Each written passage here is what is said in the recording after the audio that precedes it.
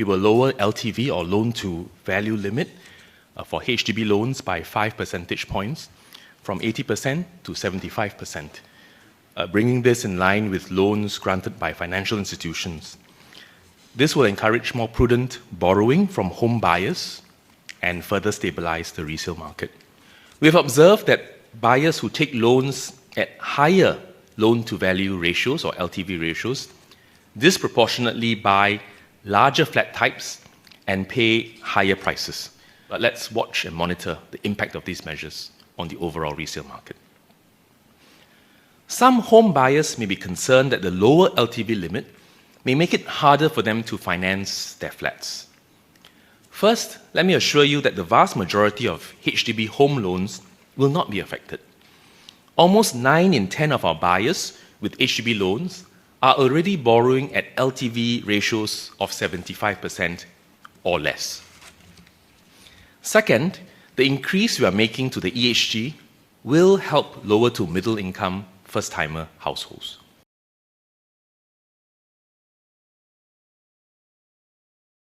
Most first-timer home buyers are already receiving significant housing grants when buying a new or resale HDB flat. We will increase the EHG for both new and resale flat buyers with monthly household incomes up to $8,000. The EHG enhancements will also help them to better afford resale flats. The EHG is means-tested and progressive, and we have tiered the increase so that lower income buyers will receive more support. This will ensure that those in need will receive more help without inadvertently driving up the wider resale market. First, there's strong, broad-based demand across all buyer groups, partly supported by strong income growth over the last 2 years. Second, private property prices have grown in the past few years, so more second-timers are turning to the HDB resale market to meet some of their upgrading needs. With the same budget, upgraders will generally be able to purchase a comparable size resale flat with better attributes than some condominiums. Third, there is some tightness in the supply of resale flats this year because fewer flats reach their MOP and entering the resale market.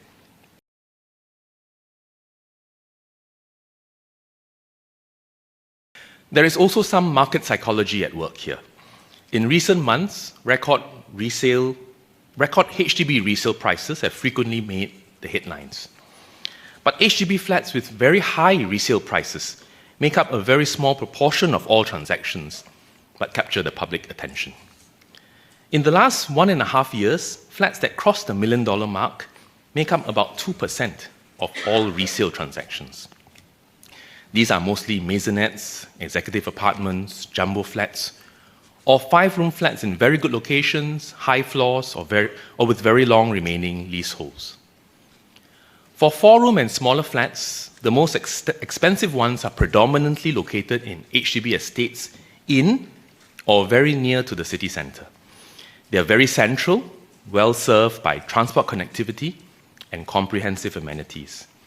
More than half are located on very high floors, about 30 stories, and have good views. Such transactions make up only 0.5% of all 4-room or smaller flats transacted in the last 2 years. But the problem is that this has caused Singaporeans to be concerned about the affordability of resale flats as a whole.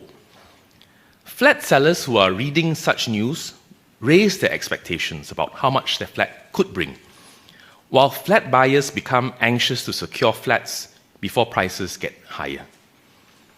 If we are not careful, such market dynamics can cause the resale market to run out of line with economic fundamentals and cause a bubble.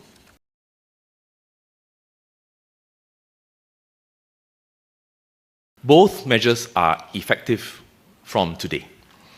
For new flat buyers, both measures will apply from the October 2024 BTO exercise onwards.